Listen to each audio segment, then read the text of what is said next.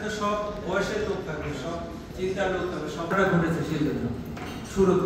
সংযুক্ত আরব আমিরাত রাজধানী আবুধাবির বাংলাদেশ দূতাবাসের উদ্যোগে মহান বিজয় দিবস ও আন্তর্জাতিক অধিবাসী দিবস উদযাপন উপলক্ষে প্রবাসী কমিউনিটির নেতৃবৃন্দের এক মত বিনিময় সভার আয়োজন করা হয়।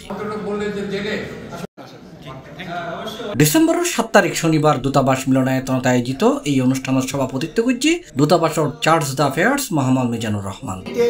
বাংলাদেশ দূতাবাসের এই সময় উপস্থিত আছেন শ্রম মিনিস্টার মোহাম্মদ আব্দুল আওয়াল, রাজনৈতিক মিনিস্টার শাহনওয়াজ আক্তার রানু, শ্রম কাউন্সিলর হাজরা সাব্বির হোসেন, শ্রম counsellor Lutfun Nahar Nazim, passport counsellor Mohammad Saiful Islam, প্রথম সচিব এস এম মাজহারুল ইসলাম, মুক্তিযোদ্ধা আলহাজ আজিজুল হক, মুক্তিযোদ্ধা আমানুল কিবরিয়া, কমিউনিটি নেতা আলহাজ মোহাম্মদ দিদাউল আলম, জাকির হোসেন খতিব, শাকওয়াত হোসেন বকুল, প্রকৌশলী মোহাম্মদ আলী, নূর মোহাম্মদ নূর হোসেন সুমন, প্রকৌশলী আমজাদ হোসেন খান, প্রকৌশলী মিজানুর রহমান সোহেল, প্রকৌশলী মফিজুল ইসলাম, শওকত উসমান, প্রকৌশলী লুৎফুর রহমান, আতাউর রহমান, ইকবাল হোসেন, আবু রাসেল, মোহাম্মদ জিয়াউদ্দিন সহ আরো বহুত কেউ।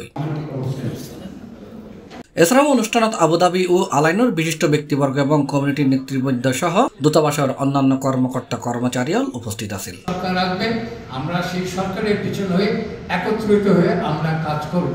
এমবাসিটাকে তো সবাইকে ডাকে। যারা আমাদের বাংলাদেশ সরকার এখন নির্বাচন কমিশনের আরেক ব্যাপার, আমরা যে রাজনীতি করি জাতিবাদী, ওটার কিন্তু আমাদের অনুমোদন আছে, আমরা প্রবাসে রাজনীতি করতে পারবো। এটাই আমরা প্রবাসী, আমরা শুধু জানি আমরা বাংলাদেশি, আমরা প্রবাসী।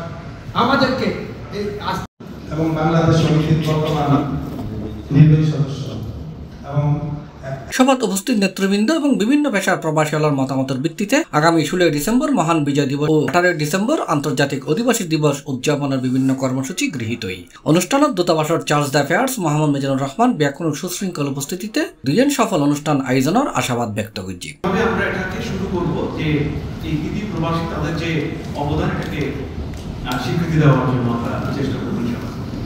যে রেমিটেন্স কিভাবে বেশি পাঠানো যায় বৈধ পদ্ধতিটা আলোচনা হতে পারে।